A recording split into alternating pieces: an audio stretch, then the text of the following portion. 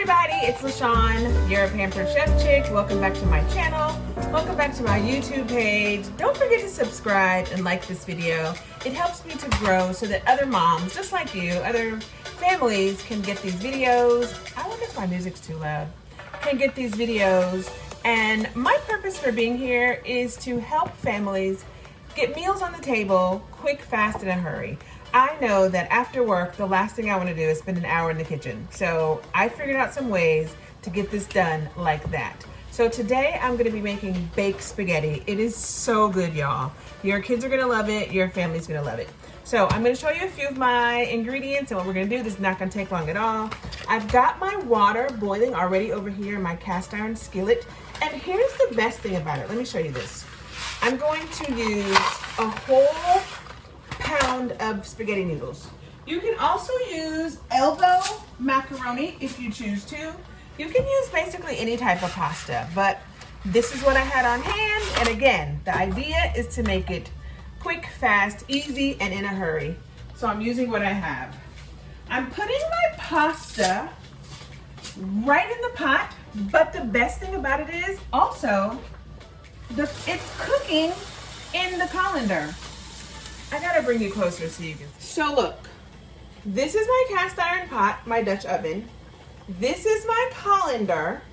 The pasta, you saw me put the pasta right in, so that when my pasta is done, I don't have to then pour it into the colander and then risk the steam burning me, risk getting splashed, all of that stuff. I don't have to do any of that. So this is much better. It makes cooking so much easier. My pasta is cooking right in the colander. And again, it's a whole pound of pasta. Then I've got my ground beef cooking. So the ground beef is cooking in my cast iron skillet. I'm using my mix and chop. This thing is so wonderful. It makes cooking any type of ground meat much easier because I'm gonna come out with nice, even sizes and pieces of ground beef. I'm not gonna spend 30 minutes trying to chop it up nice and small. So that's already cooking. You need 1 pound, or you can use 2 pounds of ground beef if you choose to. Next, I'm going to dice up my onions. What's next? We're gonna dice some onions with our food chopper. I have had this food chopper, I promise you, for over 15 years, and it still works wonderfully. I store my leftover onions in my 1 cup prep bowl. It works wonderful, so I don't use the whole onion. The rest of it goes in here. So I'm going to take out my leftover onion because I hate the smell of onion in my fridge. I'm going to put the leftover onion right in the bottom part of the chopper. I think I'm going to take some of this out. The food chopper, let me lower this so you can see.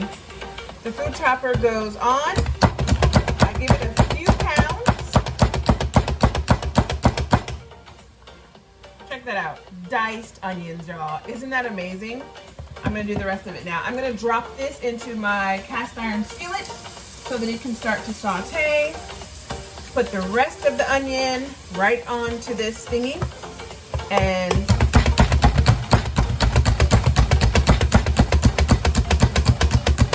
pound it a few more times and voila! Diced onions. This is good for bell peppers. I've used it for carrots. The only thing I wouldn't use it for is tomatoes. I wouldn't try to dice tomatoes in there because it's just too soft.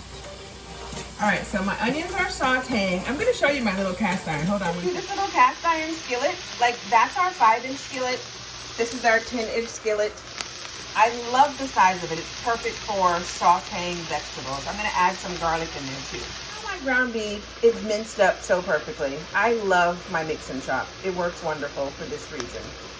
I forgot to show you this. Look how easy this is my food chopper. Look how easy it comes apart. The ring comes off. This comes off. The whole thing can go in the dishwasher. And then this opens up to get for easy cleaning. This food chopper is amazing. I'm going to put that aside. Next, we are going to mince our garlic. Garlic clove goes right into the feeder. I press, watch this. Garlic comes out. Okay, now I'm wasting my garlic now because it's not going into the pot. So I'm going to put that in the pot. And then it has this little cleaning tool in the handle, a little brush. so I can scrape the garlic off right into the pot. I use the handle, dig out the garlic skin, because if you notice, I didn't peel this garlic before I put it in. Next piece goes in, I'm not peeling it, and I squeeze again right into my pot. Use my little cleaning tool, scrape off the garlic. Use my cleaning tool again to take the peel out, because I'm going to use 4 cloves of garlic. This one is small, so I can put 2 pieces in. In goes my garlic. Goes right into the cast iron to be sauteed. Scrape it off the front. Again, use the handle to take it off, to take out the skin. And this is good for, this is also used for cleaning. It has like little brush thingies, so I can clean this part. Real simple tool. All right, so my vegetables are sauteing. My ground beef is over here. I think it's done, so I'm gonna turn that on. I've got a little mess on my little tray. This flexible cutting mat is so good because I just pick it up and I dump all this into the trash. I don't have to do a lot of cleaning. So this makes for easy cleanup. Again, remember, my goal is to help you get dinner on the table quick, fast, and in a hurry with minimal cleanup. So that's what this little baby's gonna do for you.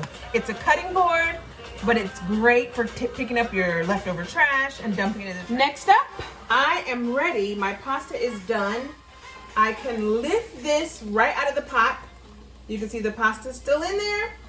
Give it a few shakes, and I can put it aside until I'm ready for my pasta. I'm gonna put this right over here.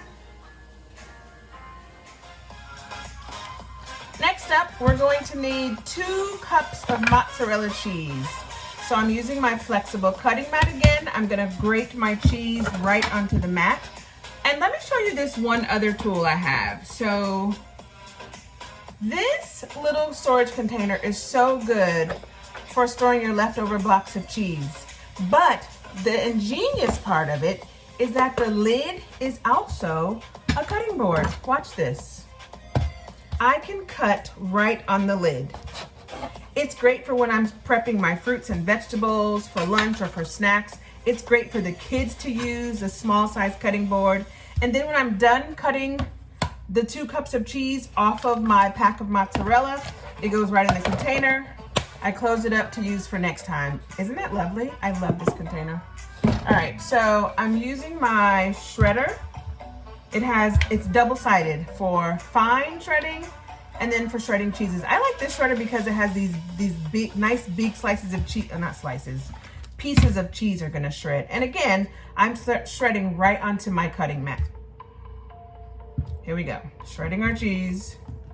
And it actually has a feeder, or I guess you can call the cheese holder, so that if you have kids using it, they don't cut their hands. Sometimes I use it, sometimes I don't. It's just easier just to keep it moving, get the cheese grated. Again, quick, fast, healthy meals that we're gonna get on the table. So you need 2 cups of grated mozzarella cheese.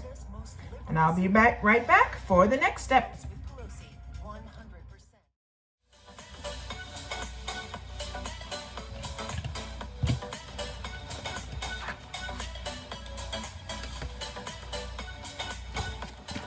Okay, so I've transferred my pasta back into my Dutch oven. Look at what this does now for easy storage. It is collapsible. Look at that. Collapses for easy storage. Of course, you don't want to collapse it until you clean it. This goes in the dishwasher as well. But when it's time to put it away, it's not going to take up much space. If I do it on the counter, it'll probably be easier. There. Cool, right? I love it. All right, so now I've got my pasta back into the pot. Let me bring you closer so you can see. All right, so the pasta's, that was ugly. Sorry, I put my hand in front of the camera. You're gonna add 2 eggs into your pasta.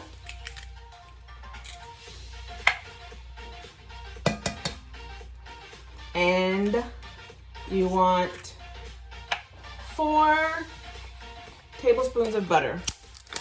which I don't typically measure my butter unless it's a new recipe and I'm not sure what I'm doing, but I'm pretty confident here. So we're just gonna put in 4 nice big tablespoons of butter. Remember, the idea here is quick, fast, and in a hurry. Then I'm gonna mix, so we're going to scramble that all together so the ingredients are nicely mixed. The butter is melting because obviously the pasta is still hot, so that's good. And the eggs are gonna help to hold this baked spaghetti together. Then the next thing you wanna do after you, oh, look at this thing. Isn't it cool, this pasta tool? It can measure 1 serving of pasta goes in there. So this is all mixed together. Now I'm gonna start putting my baked spaghetti together in my my stone baking dish. Okay, it's time for assembly. So I'm gonna start with a small layer of marinara sauce just to coat the bottom of my stone baking dish. This is a 9 by 13 baking dish. You can use whatever size works for you. I even have a round one that I could have used. That's just to coat the bottom of it. Next, I'm gonna put in a layer of pasta using my tongs. Look at these tongs. So what I like about these tongs, if you can see it, is that they stay closed so they're not getting jammed up in my drawer. But then, when I'm ready to use it, I just turn it down and they automatically release. All right, back to my pasta. Let's see if I can do this without making too much mess. You want to put in a layer of pasta, and yes, I am making a mess. Layer of pasta. Then I'm going to put in some garlic parmesan. You can use whatever seasonings you like. I want to use the garlic parmesan, a little bit of Italian seasoning, just a tad bit. Now, this recipe calls for finely grated Parmesan cheese. I prefer this type of Parmesan. I just feel like it's more flavorful and gives your food more of a bite to it. And then I've got my grated mozzarella that's going in. I put a little bit of that on there. And then a small bit of meat. Now you can use, I'm only using ground beef, but you can use ground beef and Italian sausage if you prefer, especially if your family is a big meat eater. There you go. And then I'm gonna go with more sauce. I'm using marinara sauce. You probably can use Alfredo if you choose to. It won't be spaghetti then, but hey, if you want a little bit of a different taste, you can use Alfredo. And oh, I forgot to put in my cottage cheese. You can use cottage cheese or ricotta cheese. I choose cottage typically because it's a lot cheaper than ricotta cheese. So I'm sprinkling. So you're noticing this is kind of like lasagna, but not quite. It's spaghetti. Again, the kids are gonna love it. It's quick, fast, and easy. I'm gonna finish assembling this.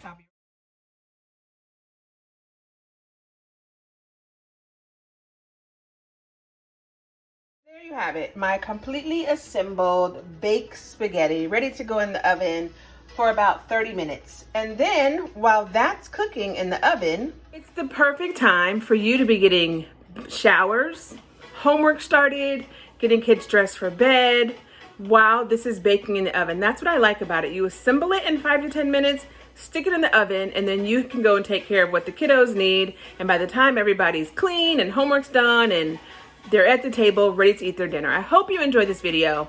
Please be sure to subscribe and like my channel. Drop some comments down below and let me know, what do you think? Is it too difficult? Does it look like it's too much work? Does it look too easy? Does it look yummy? If you try it, drop a comment below and let me know how you like it, all right? Enjoy your night and have a great rest of your week. Bye-bye.